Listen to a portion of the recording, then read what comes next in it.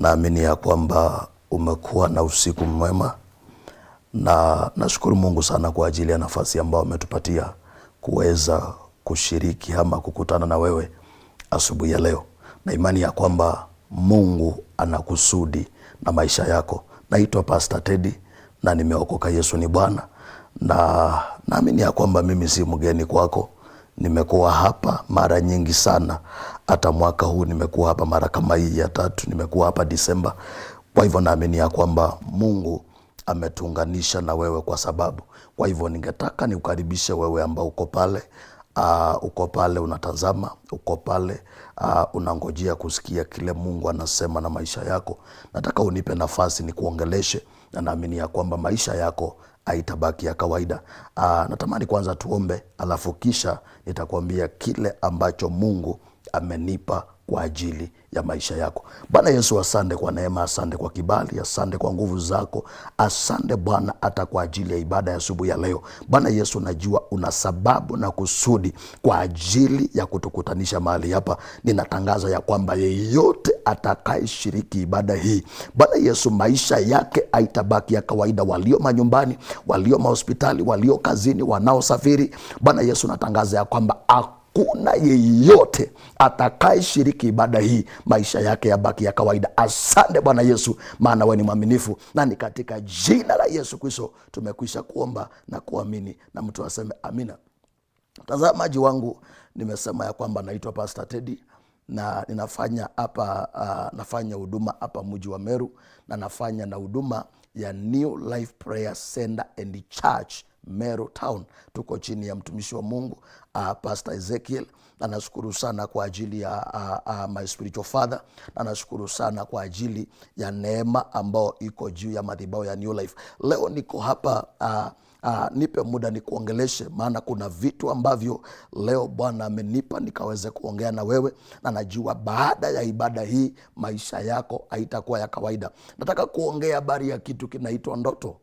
Ninaweza leo nikaongea vile ambavyo haukutarajia, ama nikafundisha kile unajua, ama nikafundisha kile ambacho haukijui, lakini naamini ya kwamba ibada hii itaacha maisha yako yakiwa yamebadilika na yakiwa yamefunguliwa katika jina la Yesu. In the book of Genesis 37 verse 9, Genesis 37 verse 9, taenda kusoma tu na naamini ya kwamba itakuwa baraka.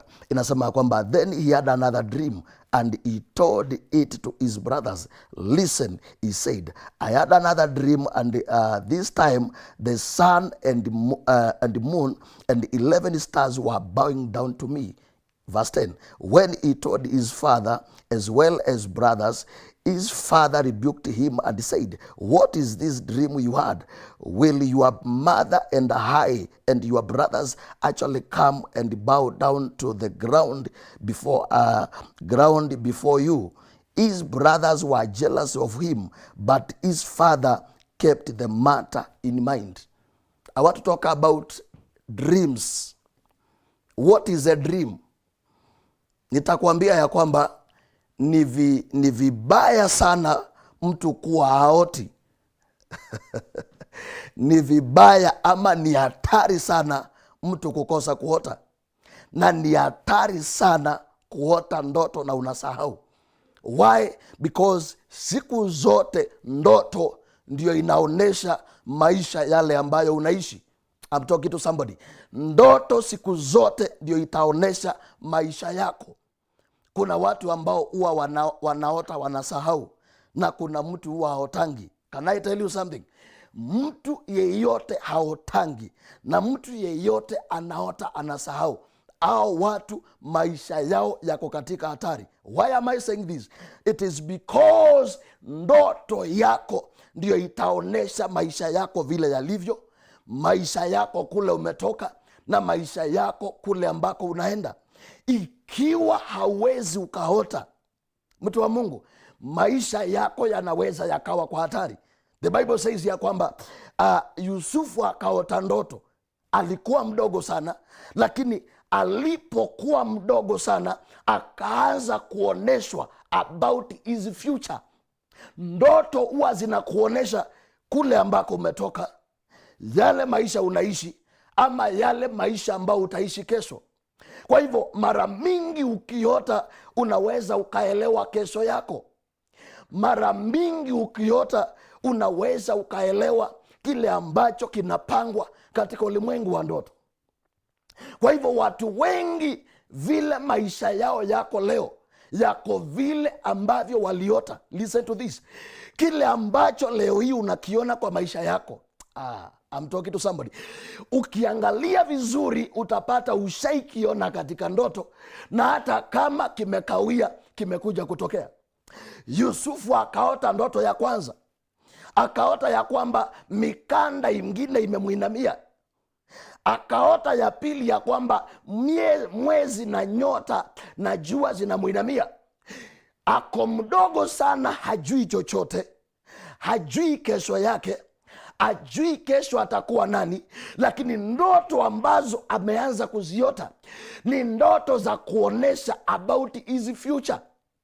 Nitakuuliza leo hii, ni nini ambacho unaota? Hizo ndoto ambazo unaota zinaonesha nini? Mungu anaweza akaja kwako kupitia ndoto, na shetani anaweza akaja kwako kupitia ndoto. Vile ambavyo unaishi leo hii ni zile ndoto uliota. Kuna mtu uliota ukiwa mgonjwa. Kuna mtu ambao unaotanga ndoto za watu waliokufa. Kuna mtu ambaye anaotanga ndoto za kula chakula kwa ndoto. Kuna mtu anaotanga akiwa amevaa mavazi ya shule. Kuna mtu ambaye ako ng'ambo na anaotanga akiwa kwa ushago. Zile ndoto unaota leo hii zitaonesha maisha yako vile yalivyo. Sasa Yusufu ni mdogo, lakini hata kama ni mdogo, zile ndoto anaota zinaonesha kesho yake. Kwa hivyo abahatishi, na hata kama ako pale anajua kesho yake itakuwa nzuri. Nitakuuliza swali, wewe unaotanga nini usiku wa leo? Kuna mtu ambaye anasema, pastor, ndoto ni ndoto tu, tukiota inapita. Hapana. Kama kuna kitu kwa maisha yako inafaa ufuatilie makini ama closely, ni kile ambacho unaota.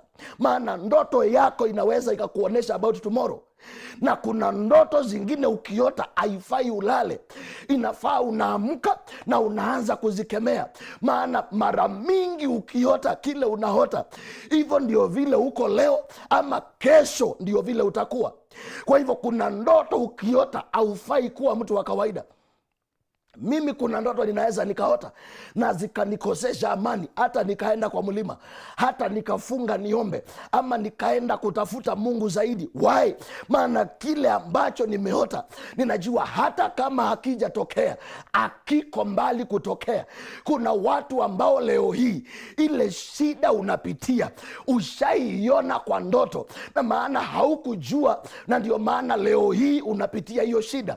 Kuna watu ambao hawachukuliangi ndoto kawaida. Anaweza akaota na asichukulie kawaida, anaweza akaota na akafikiria ni ndoto. Leo hii kuna mtu ile shida uko nayo ni matokeo ya ile ndoto uliota. And I ask you something, unaotanga nini mtu wa Mungu? Kuna watu wanaotanga wakiwa shule. Niko na msichana moja pale kanisani, she's my daughter. Aliota siku moja anafanyanga kwa ofisi, alikuwa anafanya kwa ofisi. Siku moja aliota akiwa amelala, akaota msichana ambaye anafanya kwa reception ameingia kwa ofisi yake na akachukua kalamu yake. Na alipoamka, maana hakujua maana ya hiyo ndoto, akaamuka kama kawaida, akajitayarisha, akawa anaenda kazini. Lakini alipokuwa anaenda kazini akanitafuta, akaniambia, pastor, nimeota hivi na hivi na hivi. Na mimi nikaelewa, nikamwambia, kama utaweza usiingie kwa hiyo ofisi kama hatujaomba. Hakuelewa maana ya ndoto. Akaniambia, niko almost kwa ofisi, kwa hivyo sitaweza kurudi, wewe niombee. Mimi nikakasirika, maana niliona mtu ambaye asiyeelewa mambo ya rohoni. Alipoenda akafika kazini, akaingia kwa ofisi yake. Kuingia kwa ofisi yake, alipata barua ya kwamba ameachishwa kazi, ama kazi yake imeisha. Hapo ndipo alinitafuta, akaniambia, pastor, unajua nimefika na nimepata barua inasema ya kwamba kazi yangu imeisha. Kazi yake ikaisha. Hata kama tungeomba kabla haende, haingetendeka. Lakini alipotangulia kwenda, akapata imeshatendeka. Nani alichukua kazi yake? Ni ule msichana alikuwa anakaa kwa reception. Aliona akichukua kalamu yake. Kalamu inasimamia nini? Kalamu inasimamia masomo, ama inasimamia kazi. Sasa ameota usiku akinyang'anywa kalamu. Hii kazi yake haijaibiwa mchana, hii kazi yake iliibiwa usiku wakati aliona kalamu imechukuliwa. Can I tell you something? Maandiko inasema mpanzi akapanda ngano mchana, lakini adui akaja usiku. Listen to this. Vitu vya watu vimeibiwa usiku. I'm talking to somebody. Chochote ulikuwa nacho na ukanyang'anywa, believe me ya kwamba akikuibiwa mchana kiliibiwa usiku. Why usiku? Maana usiku ndipo mtu amelala, akili imepumzika. Hakuna kitu shetani ataiba mchana. Chochote ambacho ulipoteza wewe ulikipoteza usiku. Na siku moja nikawa nafundisha watu pale kanisani, ingekuwa watu wengine wangeelewa, wangebandilisha usiku wao kuwa mchana. Wale watu werevu, wakati watu wamelala ndio huwa wanafanya kazi usiku.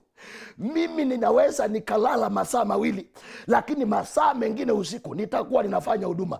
Kufanyaje? Nitakuwa ninaiombea, nitakuwa naomba kile Mungu anataka, maana ninajua vitu vya watu wengi vimeibiwa usiku. Hata wewe kazi yako umepoteza, ulipoteza usiku. Wengine mlipoteza ndoa zenu usiku, wengine mlipoteza masomo usiku, wengine mlipoteza afya zenu usiku. Maandiko inasemaje? Inasema akapanda ngano, lakini adui akaja usiku akapanda magugu. Kwa hivyo kile ambacho kinaendelea kwa maisha yako leo ushaikiona katika ndoto. Bwana Yesu apewe sifa. Huyo msichana akapoteza kazi hivyo, maana angekuwa mtu wa kuelewa maana ya ndoto, angechukulia kama ndoto ya kawaida. Ameota akinyang'anywa kalamu, na kumbe hakupata ufunuo ya kwamba hiyo kalamu imeibiwa, ni kazi yangu imeibiwa. Bwana Yesu apewe sifa. Praise be to God. Nini unaotanga leo? Wengine, kuna watu mnaotanga mkiwa shule.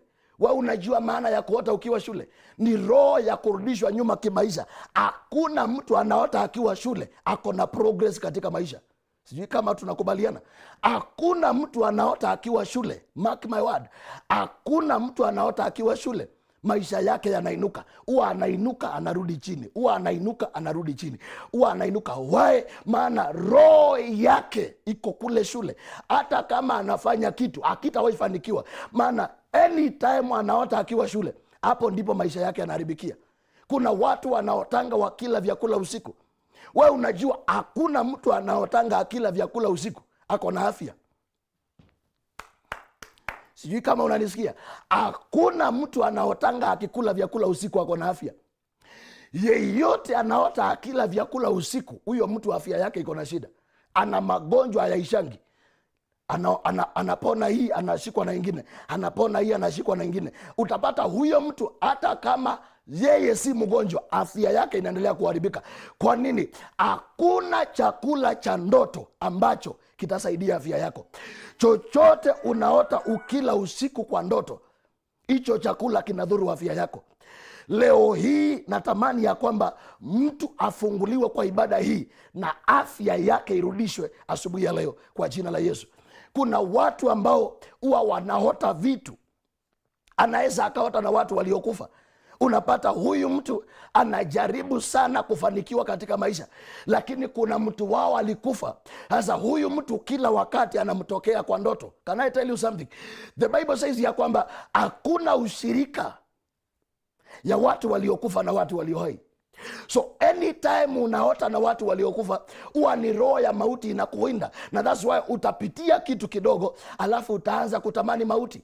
Hakuna roho ya mtu aliyekufa ina communicate na mtu aliye hai. Kwa hivyo maroho zikitaka kuleta roho ya mauti kwako, zitaenda kwa makaburi, zitachukua image ya mtu aliyekufa, alafu zitakuja kwako, alafu utaanza kusema ni fulani alinitokea na alikufa. Hapana, hakuna ushirika ya watu walio hai na watu waliokufa. Kwa hivyo any roho ya mauti ikianza kukuwinda, itaenda kwa makaburi, itachukua image ya mtu unajua, alafu itakuja kwako na itaanza kukuhangaisha, na muda si muda tutakupoteza. Why? Maana roho ya mauti inakuwinda. Mtu wa Mungu, ni nini unaota leo hii? Unajua kuna watu ambao wamekuwa na ndoto za kimapepo, na hizo ndoto zinaathiri maisha yake. Unapata huyu mtu hata kama ako na bidii, ndoto zake zimefunga maisha yake. Huyu mtu hata kama ni mtu ana nyota ya kufanikiwa, lakini ndoto ambazo anaota ni ndoto ambazo ni za kudhuru maisha yake. Leo nitatamani niombee mtu anasema, mtu wa Mungu, kuna ndoto zinanisumbua na kila wakati nikiota hizi ndoto maisha yangu yanaharibika. Nitakuombea asubuhi ya leo na hizo roho zitakuachilia na maisha yako yatafanikiwa asubuhi ya leo katika jina la Yesu Kristo. Somebody say amen. Ndoto unaweza. Nilikuwa na msichana moja pale kanisani, alikuwa ni msichana mzuri, anajua mambo ya saluni, lakini alikuwa kila wakati akipanga kufungua kazi yake anaota akifanya tendo la ndoa na watu, alafu akiota hizo ndoto milango yake inafungika. Kuna watu wengine hata wakati wanaenda kufanikiwa huwa kuna ndoto anaota, na akiota hiyo ndoto milango yake inajifunga. Na kuna watu ambao mko pale, kuna ndoto zimekuwa zikijirudia kwa maisha yako, na ukiota hizi ndoto mambo yako inaharibika, mambo yako inajifunga, miradi yako inaharibika. Nitakuombea asubuhi ya leo, kila ndoto za kimapepo kwa maisha yako lazima zitakuachilia. Somebody say amen. Kuna mtu ambaye uko pale hauna tatizo, kama ni kusoma umesoma, kama ni connection uko nazo, kama ni bidii uko nayo, kama ni masomo makaratasi uko nayo, lakini kuna ndoto zimekuwa zikitokea kwa maisha yako, na hizi ndoto zikitokea zinafunga milango yako, unaanza tena. Nitakuombea leo hii, na nitakapokuombea hizo ndoto zitakuachilia na maisha yako yatafunguliwa na utaanza kufanikiwa katika jina la Yesu Kristo. Am I talking to somebody?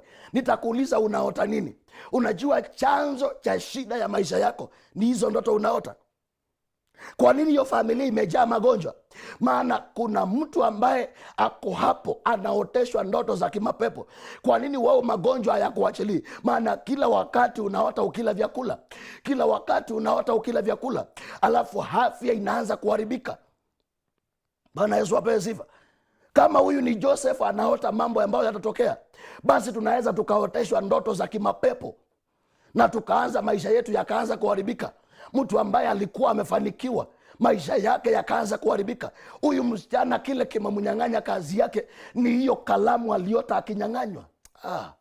Wewe uliota nini, mtu wa Mungu? Hii shida yako imeanzia wapi? Kuna watu ambao waliota ndoa zimeharibika na wakafikiria ni ndoto za kawaida, na leo hii hana ndoa.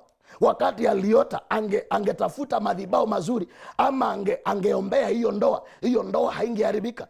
Kile leo hii kinafanya tunalia na kuteseka ni kile ambacho tuliota na tukapuuza. Niko hapa nitakuombea. My God, nitakuombea asubuhi ya leo. Kuna ndoto hautaziona tena kwa maisha yako, alafu ninaamini ya kwamba leo utapokea roho ya ufanisi na utaanza kufanikiwa katika jina la Yesu Kristo. Somebody say amen. I wish uangalie uone hizi ndoto umekuwa ukiota ndio ndoto ambao zinadhuru maisha yako. Kuna watu wamekuwa hivi. Kuna watu ulikuwa very far katika maisha, lakini kukaja ndoto fulani kwa maisha yako, na hiyo ndoto ikaanza kudhuru maisha yako. I'll pray for you this morning. Nitakuombea and I know maisha yako haitabaki ya kawaida. Kuna watu ambao kama haungeota hizo ndoto maisha yako haingekuwa hivyo. Kuna watu kama ungeota hizo ndoto haungepoteza wapendwa wako. Kuna watu ambao mnaotanga na pesa. Unaota ukiwa na pesa. Anytime unaota ukiwa na pesa, roho ya poverty inawinda maisha yako. Unasikia mtu anamwambia, pastor, niliota nikiwa na mamilioni ya pesa, niombee yafunguke. Hakuna. Angalia tangu wote ukiwa na pesa, angalia zile shida zimekupata. Hata wengine mliingia kwa loan bila kutaka. Why? Maana uliota ukiwa na pesa na hukuelewa maana ya hiyo ndoto. Kuna watu ambao huwa wanaota wakiwa wajawazito, na tangia haanze kuota hivyo hajawahi pata mtoto. Mtu wa Mungu, unaotanga nini? Kuna watu wanaotanga wakifanya tendo la ndoa. Huyo mtu akiota akifanya tendo la ndoa, hata kama alikuwa na ndoa, believe me, hiyo ndoa itaisha. Kuna vitu sitakuelezea, lakini Mtu yeyote anaota akifanya tendo la ndoa, hiyo ndoa inaisha. Kama alikuwa na mchumba, wanaachana. Maana hauwezi, maandiko yanasema we can't serve two masters. Ukiota ukifanya tendo la ndoa, ni kumaanisha umeolewa na mapepo katika ulimwengu wa kiroho, na uwezi ukawa na wanaume wawili ama wanawake wawili. Na ndio maana ukianza kuota hizo ndoto, ulikuwa na ndoa nzuri, inaanza kuharibika. Unapata kisirani imeinuka. Mtu alikuwa na ndoa, watu walikuwa wanaitamani, inaisha. Kwa nini? Iliishia wapi? Iliishia pale aliota akifanya tendo la ndoa. Watu wa Mungu, kuna siri iliyo katika ndoto, na ndio maana leo nimekuja hapa nikuulize kile umekuwa ukiota, na tuombe leo hii na hizo ndoto za mapepo ziishe, na uanze kuota ndoto za kufanikiwa katika jina la Yesu Kristo. Hello. Nilikuwa naongea na msichana moja, nilikuwa namfanyia deliverance. Akaniambia pastor, akaniambia kuna siku niliota mtoto wa shule amechukua kitabu yangu akakata karatasi akaenda nayo. Na tangia hapo pastor, mimi ndio navutanga nyuma. Mimi huwa kabisa hakuna siku huwa ninafanikiwa katika masomo. Hata ninasahau. Hata inafika mahali hivi nimesoma, lakini nasahau kila kitu. Tangia siku karatasi ilikatwa kwa kitabu yake, nyota ya masomo ikaenda. Watoto wengine walipoteza kalamu, masomo ikaenda. Mwingine alipoteza vazi ya shule, masomo ikaenda. Ulipoteza nini, mtu wa Mungu?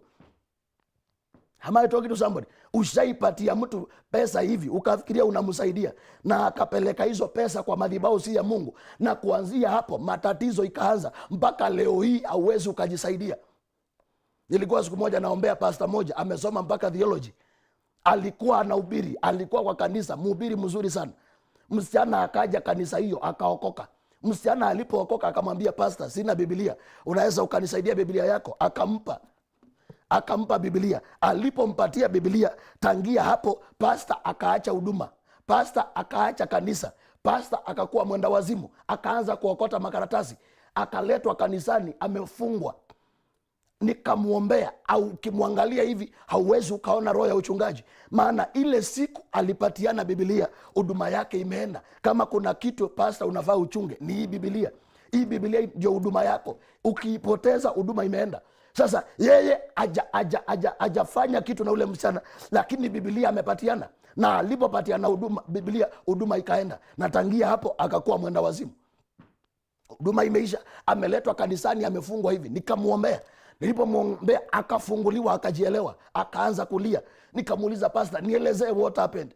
Akaniambia, nilikuwa ni mhubiri mzuri sana, lakini siku moja nikiombea watu, msichana akaokoka, na akaja akaniambia nimsaidie Biblia ndio awe anasoma, hakuwe kiroho. Na nikaona maana ameokoka nimpatie. Kumbe hakujua huyu hajaokoka, huyu ni roho imetumwa ije ikamata huduma yake. Wachungaji, lazima ukuwe na roho ya kuelewa aliyetumwa akukamate. Hakuna mchungaji hana vita.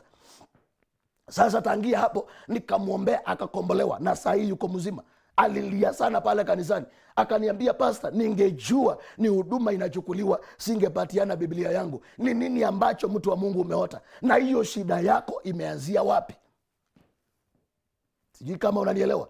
Hiyo shida uko nayo. Kuna watu ukikumbuka vizuri hiyo shida utajua mahali imeanzia.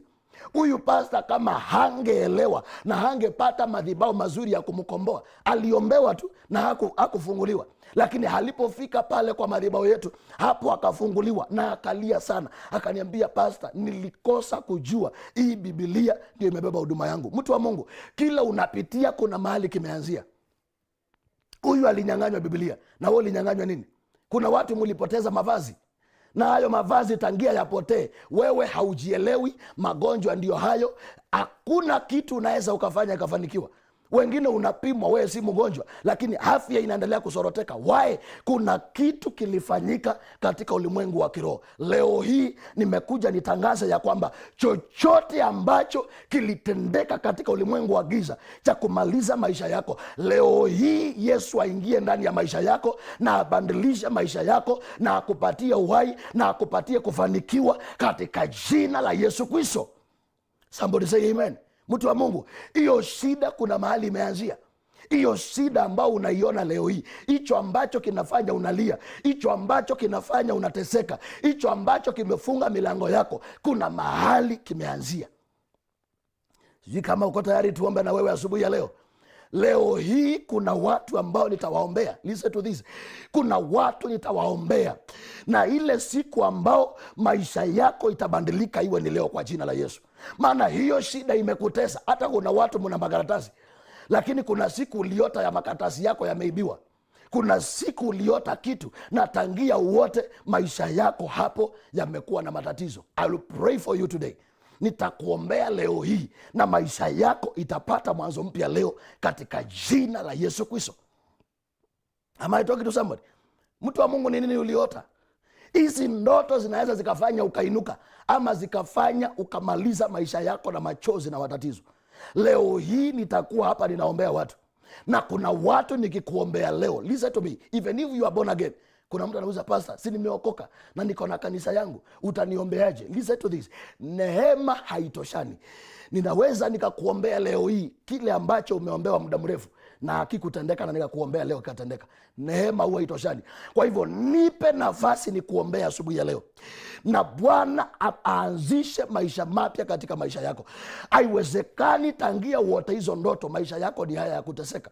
Haiwezekani tangia kitu kitendeke maisha yako yamekuwa hivi. Watu waliokuwa watu wa msaada leo hii ni watu wanaombaomba. What happened? Kuna kitu kiliibiwa kupitia ndoto. Yusufu akaoneshwa, na ukisoma ukiendelea pale mbele ya kwamba ndoto 2 Yusufu aliota, hata kama zilichukua muda zilikuja kutendeka. Hakuna kitu kinaitwa ndoto, kile utaota hata kama kitachukua miaka kitakuja kutendeka. Can I ask you something? Ni nini hiyo ambao umekuwa ukiota na imeharibu maisha yako? Ni nini hiyo umekuwa ukiota na imeadhiri maisha yako? Can I pray for you this morning? Si mtu aniruhusu nimwombea asubuhi ya leo, maana kuna mtu ako hapo na unanisikiza. Hata si watu wengi, kuna mtu mmoja tu ananiambia, pastor, haya maisha si yangu. Kuna mtu ambaye uko hapo tu unaniambia, pastor, I'm very sure haya maisha ninaishi sio maisha ya kwangu. Unaweza ukabadilishiwa maisha kwa ndoto. Yusufu ni vile hakukubali familia yake ibadilishe ndoto zake. Yusufu aliendelea kupigania ndoto zake mpaka ikafika mahali kile ameota kikakuja kutimia. Kuna mtu ambaye uko hapo, ndoto zako zilizimwa. Kuna mtu ambaye uko hapo, hatima yako ilizimwa. Kuna mtu ambaye uko hapo, maisha ambao unaishi sio maisha yako. I'm here to pray for you. Niko hapa nikuombee asubuhi ya leo, and I believe ya kwamba ule Mungu ametukutanisha hapa, tutakapoomba na wewe maisha yako haitabaki ya kawaida. Can I talk to somebody? Kuna mtu ambaye uko hapo unasema, pastor, unaniongelesha, si kuwa hivi, si kuanza nikiwa hivi. Kuna mtu ambaye ulianza vizuri. Kuna watu ulikuwa na ndoto ya kwenda mbali, lakini hiyo ndoto ilizimwa. Hakuna mtu alitaka kuteseka. Kila mtu alikuwa na ndoto ya kufanikiwa, lakini ndoto za watu wengi zilizimwa. Can I pray for you? Kuna mtu ambaye nikikuombea maisha yako yataanza kupata uhai tena kwa jina la Yesu. Nasema kuna mtu ambaye uko hapa unanisikiza, ndoto yako na maono yako na hatima zako zilizimwa, lakini natamani nitakapokuombea asubuhi ya leo maisha yako yapate mwanzo mpya kwa jina la Yesu. Am I talking to somebody? Kuna mtu ambaye uko pale unasema, man of God, I want you to pray for me. Hata kuna watu mlianza maisha vizuri, lakini saa hii unamaliza vibaya. Kuna watu mlikuwa na heshima na heshima zenu ziliondolewa. Kuna watu mlikuwa nyinyi ndio mko na nyota za kufanikiwa, lakini hiyo nyota ilizimwa. There was a day nilikuwa naombea msichana moja. Listen to this kabla nimalizie. Nilikuwa naombea msichana moja. Napenda hiyo ushuhuda, maana ni ushuhuda ambao unafungua watu wengi. Nilikuwa naombea msichana moja na nikamfanyia deliverance kwa masaa mengi sana, na ule msichana akawa maroho ziko ndani yake zinasema, hatutaachilia nyota, hatutaachilia nyota. Kumbe huyu msichana mama yake alipokufa aliachwa na shosho yake, na shosho yake alikuwa mganga, na shosho yake akiwa mganga alikuwa anakamatanga nyota za watu. Alikuwa akiona uko na nyota na akupendi anakubadilishia, na alikuwa anaamuka kila saa 9 ya usiku ya asubuhi, anatoka nje na anatoa kile kimukia. Alikuwa anavaa mavazi ya black and red na kofia ya black and red na iko na kimsalaba, na alikuwa na kimukia na alikuwa na kakitu kama kanyungu. Alikuwa ameweka vitu hapo vya uganga. Kwa hivyo alikuwa anaingiza hapo. Wale watu ambao amuaminigi kama ziko, ni kweli ziko. Sasa akawa anaingiza ile mkia hapo, anagonga hivi mara 7, na alikuwa akigonga hivyo mara 7, hiyo sky inashuka chini, hiyo iko na nyota inashuka chini. Alafu huyu msichana akaniambia aliona imeshuka na akaona nyota zimekaribia, na akaona kila nyota iko na jina, kila nyota iko na jina, kila nyota iko na jina, na akaona kama vile ambavyo unajua kuna zile huwa zinang'aa na kuna zile hazijang'aa, na akasema yeye mahali kulikuwa na jina yake, hiyo nyota ilikuwa inang'aa sana, na maana shushu yake hakumpenda, akatoa hiyo mwangaza akaeka kwa ile iko inang'aa, na akatoa hiyo giza iko kwa hii akaeka kwa hii. Na msichana akaniambia tangia hapo pasta, maisha yangu nimeishi kuombaomba, nimeishi kwa shida. Msichana ana makao, analala mpaka nje, anafanya kazi za wanaume. Wae maana alipokuwa mdogo alikuwa na nyota ya kufanikiwa, lakini katikati ya maisha nyota yake ikazimwa, ama nyota yake ikabadilishwa. Kuna watu haukuanza hivi. Am I talking to somebody? Kuna watu haukuanza hivi, lakini katikati ya maisha nyota yako ilibadilishwa. Can I pray for you? Can I pray for you? Nataka mtu anasema man of God, niombee maana haya maisha si yangu. Nataka nikuombee leo, because kuna mtu ambao uko hapo unaishi maisha yasiyo ya kwako. Nipe nafasi nikuombee. Kwa nini unajaribu vitu vinashindikana? Kuna watu wanajaribu na vitu vinafanikiwa. Kwa nini wewe kila ukijaribu inashindikana? Umejaribu kutafuta kazi, hakuna. Unajaribu kuanzisha tumiradi tudogo, tunashindikana. Unajaribu hata watu wa kusaidia uinuke, inashindikana. Why? Maana kuna kitu kilitendeka wakati ambapo ulikuwa unaendelea maisha ya kutafuta hatima yako. Leo hii natamani kuombea mtu, na naamini ya kwamba nitakapo kuombea asubuhi ya leo, maisha yako haitabaki ya kawaida. Can I pray for you? Kuna mtu anasema man of God, I want you to pray for me. Kuna mtu anasema man of God, hii maisha yangu vile umefundisha, nimeona huyu si mimi. Maana kuna watu ni mwili tu inatembea, lakini roho ilibadilishwa. Kuna mtu ni mwili inatembea, lakini roho ilibadilishwa. Natamani ni kuombee tu asubuhi ya leo. Natamani leo hii kama vile tumekutana hapa ni kuombee, and I know maisha yako haitabaki ya kawaida. Mtu wa Mungu, kuna haja gani ukae hapo na wewe umekuwa msaada wa kusaidia watu? Ni lini wewe utafanikiwa? Kwa nini umesaidia watu wao wanafanikiwa na wewe uko pale pale usongangi? I wish leo ni kuombea na niweke roho ya ufanisi ndani yako. Alafu nitakapo kuombea utaanza kuona maisha yako yamepata mwanzo mpya. Am I talking to somebody? Natamani ni kuombea asubuhi ya leo. Unaweza ukaniongelesha, ama unaweza ukasema man of God, natamani leo niombee haya maisha yangu yafunguliwe, maana nina uhakika haya maisha si yangu. Yusufu wakatamani kuzima maisha yake, lakini Yusufu hakukubali maisha yake yazimwe. Kuna mtu ambao uko pale, jiangalie. Angalia maisha unaishi, angalia kazi unafanya, angalia mahali unaishi, angalia kwenu vile mnaishi. Hayo maisha si ya kwako kabisa. Wengine mlikuwa juu mpaka kila mtu angetaja jina yako, lakini leo hii hakuna mtu anaweza akaongea habari zako, maana kilichokuwa kinafanya ufanikiwe kilizimwa. Can I pray for somebody?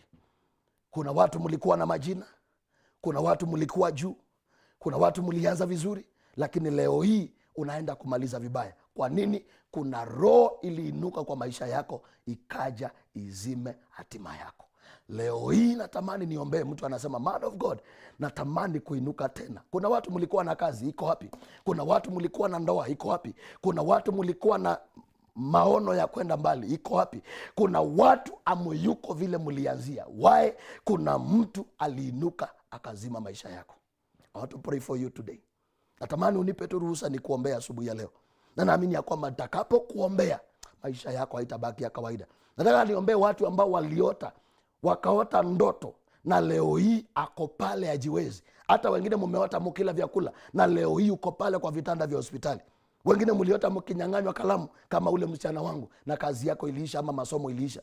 Wengine uliota mtu amekalia kiti chako cha ofisi, na leo hii kazi yako iliisha. Kuna ndoto uliota, mtu wa Mungu, na ndio inafanya unaishi hayo maisha. Am I talking to somebody? Si kama kuna mtu unanielewa? I wish unipatie ruhusa nikuombea asubuhi ya leo. Maana nina uhakika 99% ya wale watu naongelesha asubuhi ya leo, hakika hayo maisha sio ya kwako. Can I pray for you? Natamani nikuombee, alafu kisha nikualike kanisani. Kuna mtu ambaye uko pale unahitaji deliverance. Natamani leo hii hata kama utanipa nafasi nifanyike pastor wako, ujiandae tu uje kanisani. Maana kuna watu wengine hata zile ndoto unaota, kuna watu mnaotanga mkiwa baharini, kuna watu mnaota na watu waliokufa, kuna watu mnahitaji deliverance. I wish leo hii unipatie nafasi nikomboe maisha yako.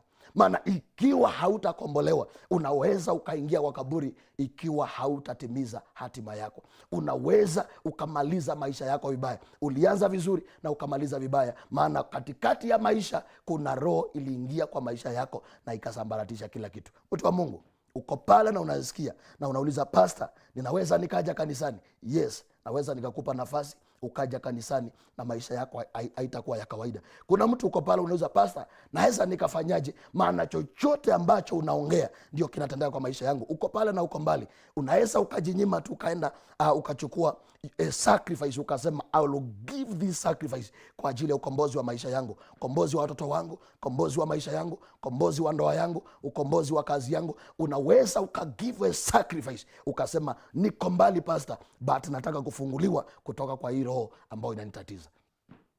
Kuna mtu ambaye anaongelesha, nataka nipatiane namba yangu ambao unasema, man of God, I want to give a sacrifice so that you can pray for me. Maana kuna vitu vingine, it is only a sacrifice inaweza ikaondoa mtu katika hizo vitu. 0725 821 433 0725 821 433 0725 821 433. Kuna mtu ambaye ninajua asubuhi ya leo, hayo maisha unaishi sio yako. Kama Yusufu angekuwa mtu wa rohoni, listen to this man of God, kama Yusufu angekuwa mtu wa rohoni, mipango iliyopangwa ilikuwa ya kuzima maisha yake. Kuna mtu ambaye uko pale umekosa tu ufunuo wa hiki kitu kimekuwa kinakusumbua. Saa zingine kama hautaelewa, unaweza ukaishi maisha yasiyo yako. Kuna mtu mmoja ninaongelesha uko pale, na nitakuhakikishia ya kwamba hayo maisha unaishi sio yako. Kwa nini ulikuwa juu na saa hii uko chini? Kwa nini ulianza vizuri na saa hii mambo imeharibika? I want to pray for somebody. I want to pray for somebody ya kwamba hayo maisha ambao walikuwekea yabadilishwe leo, na Bwana achilie roho ya ufanisi katika maisha yako. Leo hii wacha Bwana abadilishe maisha yako, because I know kuna mtu uko pale, na kama ni kuombewa umeombewa, na kama ni kwenda kwa waganga umeenda, hakuna mahali hujatafuta msaada, lakini haujawahi pata ufunuo kama wa leo. Nitakuombea leo hii, na hata kama uko mbali, I know nguvu za Mungu zitakushukia hapo na maisha yako haitabaki ya kawaida. Kuna watu wako pale, hayo magonjwa uko nayo sio magonjwa, na yangekuwa magonjwa tangia uanze kutibiwa ungepona, tangia uanze kutumia madawa ungepona, lakini maana ulianza kuota ukila vyakula usiku kwa ndoto, ndio maana afya yako imeharibika. Umeenda mahospitali, umetibiwa na umekunywa madawa, lakini haujapona, afya yako inaendelea kuharibika. Nitakuombea leo, na kuna mtu ambaye utaacha hicho kitanda cha hospitali na utakuwa mzima kwa jina la Yesu Kristo. Nataka niombee watu, niko na muda mchache tu, nataka nikuombee, and I know maisha yako haitabaki ya kawaida. Kuna mtu ambaye uko pale unasema, man of God, I want to give my sacrifice. Niko mbali, sitaweza kufika kanisani leo, but I want to give my sacrifice nikaweza kuombolewa. Do you know the difference between a offering and a sacrifice? A sacrifice ni kitu ambacho unajisacrifice kwa ajili ya jambo fulani wataka Mungu akutendee. Nataka watu ambao wanasema, man of God, I want to give my sacrifice. Kuna kitu umeguzia, na hicho kitu ndio chanzo cha maisha yangu. I want you to give you a sacrifice, and I will be praying for you. Nimesema 0725 821 433 0725 821 433 0725 821 433. Kuna mtu ako pale anasema, man of God, natamani nije kwa hayo madhabahu ya New Life. Tuko wapi? Tuko Meru Town. Wale ambao mnafika Meru Town, ukishafika Meru Town kuna barabara inateremka ni kama inaenda Mekendori. Ukishika hiyo barabara ya kuteremka ni kama unaenda Mekendori, ukiteremka kidogo utapata flyover inaitwa ya Kirunga. Sasa ukifika hapo kwa flyover, usiteremke tena, panda hapo juu ya flyover, utapata jengo kubwa hapo ya madhabahu ya New Life, and I know ya kwamba maisha yako haitabaki ya kawaida. So mtu wa Mungu, jiandae, chukua hatua, utoke tukutane kanisani, jiandae. You can give your sacrifice and I will pray for you, na baada ya ibada hii I know maisha yako haitabaki ya kawaida. Na pia ningependa nikaribishe watu kwa ibada za next week. Tuko na ibada zinaitwa za Holy Communion. Kila mmoja ambao uko hapo, wewe ni mwana wa madhabahu ya New Life, na kukaribisha next week kuanzia tarehe 4 mpaka tarehe 9 tutakuwa na ibada za Holy Communion. Ni ibada ambao watu wanakuja wamebebwa wakiwa wagonjwa. Mtu wa Mungu, hata kama hautaamini, chukua hatua uje ujionee. Ni ibada ambao watu wanakuja wakiwa wamebebwa, wengine wanakuja wakiwa wagonjwa, wanatumia damu ya Yesu alafu wanapona. Hakuna kingine cha kutuokoa na kutusafisha kama sio damu ya Yesu. Kwa hivyo kuanzia next week tarehe 4, Tuesday, Wednesday, Thursday, Friday and Sunday tutakuwa na ibada za Holy Communion. Hata kama hautaweza kufika kwa ibada ya leo, usikose hizo ibada. Zitakuwa ni ibada za kubadilisha maisha yako. Nimesema tuko hapa Meru Town kwa flyover ya Kirunga. Ukifika Meru Town, hata usisumbuke, chukua hiyo barabara ya kwenda Mekenduri, na ukifika pale mahali kunaitwa go down ama Kirunga flyover, panda hapo juu, utapata jengo kubwa hapo, na naamini ya kwamba madhabahu yale yatabadilisha maisha yako. Can I pray for you? Can I pray for you?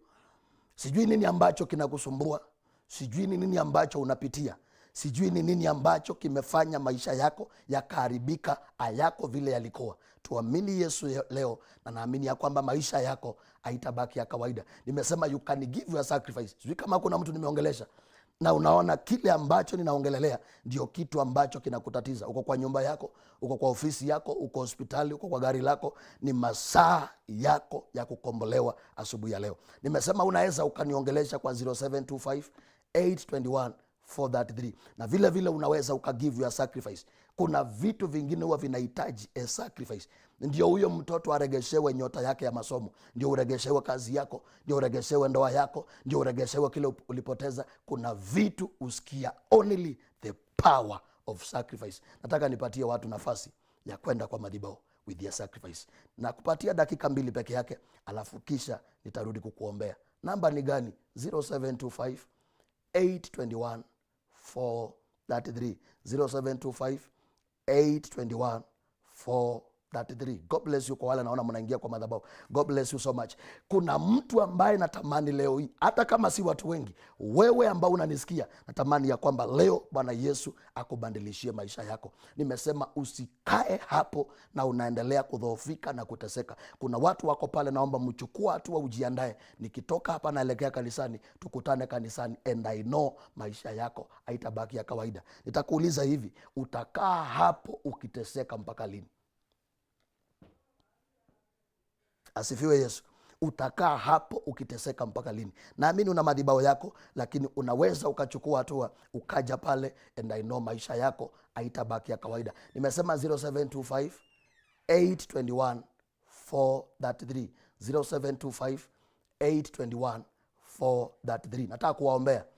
Unaweza ukashika mahali kunauma, ama unaweza tu ukainua mkono wako uguzana na mkono wangu, and I know maisha yako haitabaki ya kawaida. Bwana Yesu, asante kwa ajili ya ibada ya leo, asante kwa ajili ya neno, asante kwa ajili ya kila mmoja uliyemuunganisha na ibada hii. Bwana Yesu, umeongea na wao, na kuna watu ambao Bwana Yesu wamekuwa kwa ibada hii, na wengine walibadilishiwa maisha yao, hata wengine afya zao zilibadilishwa, hata wengine ndoa zao zilibadilishwa, hata wengine nyota zao na roho za ufanisi zilibadilishwa. Kuanzia leo Bwana Yesu, ninatangaza yeyote ambaye yuko katika ibada hii na maisha yake yalibadilishwa, ninatangaza kukombolewa na kufunguliwa asubuhi ya leo, in the name of Jesus. Bwana Yesu, natangaza ya kwamba kila roho ya magonjwa, kila roho ya mauti, kila roho ya talaka, kila roho ya umasikini, kila roho ya ulevi, Bwana Yesu, asubuhi ya leo, chochote ambacho kiko ndani yao na sio cha kwako, king'olewe asubuhi ya leo. Natangaza king'olewe asubuhi ya leo. Natangaza king'olewe asubuhi ya leo. Natangaza king'olewe asubuhi ya leo, in the name of Jesus. Bwana Yesu, natangaza uponyaji na ukombozi kwa kila mgonjwa. Afya zao zikombolewe, ndoa zao zikombolewe, familia zao zikombolewe, maono yao yakombolewe, masomo yao yakombolewe, miradi yao ikombolewe, in the name of Jesus Christ. Mtu wa Mungu, I set you free in Jesus mighty name. Kuanzia leo uwe mzima na ufunguliwe na ufanikiwe in Jesus mighty name. Amen. Mtu wa Mungu, naamini ya kwamba kuanzia leo maisha yako haitabaki ya kawaida. Nimesema naitwa Pastor Teddy, nafanya na madhabahu ya New Life Prayer Center and Church hapa mji wa Meru. Tuko chini ya mtumishi wa Mungu Evangelist Ezekiel. Naamini ya kwamba wale ambao huwa mnafuatilia, mimi sio mgeni kwenu. Kwa hivyo Mungu abariki zaidi na Mungu awatende mema. Kuna watu ambao wako hapo, chukua hatua, tukutane kanisani. Wengine ambao wako pale wanasema, Pastor, siwezi fika. You can give your sacrifice. Unasema, kupitia my sacrifice, familia yangu, ndoa yangu, maisha yangu, kazi yangu tukombolewe na tuwe wazima. Watu wa Mungu mbarikiwe zaidi. Alafu nimekwambia usikose kwa ibada. Chukua hatua tu, ondoka, tukutane kwa ibada, and I know hautajuta kuingia kwa ile ibada. Mtu wa Mungu ubarikiwe zaidi na neema ya Mungu ikutoshe. Nimekwambia naitwa Pastor Teddy na nafanya kwa madhabahu ya New Life Prayer Center and Church hapa Meru. Sijui uko wapi, lakini ningetamani uchukue hatua, tukutane kwa ibada. Hata kama unatoka mbali, yale madhabahu yetu ni madhabahu ambao unapata watu kila siku wametoka mbali kuja. Kwa hivyo naomba uchukue hatua, tukutane pale, and I know maisha yako haitabaki ya kawaida. Nimesema unaweza ukagive your sacrifice kwa 0725 821 433, na pia unaweza ukaniongelesha, tukashare kile ambacho kinakusumbua, na maisha yako haitabaki ya kawaida. Mtu wa Mungu barikiwa zaidi na neema ya Mungu ikutoshe. Shalom, shalom, and may the Lord bless you so much.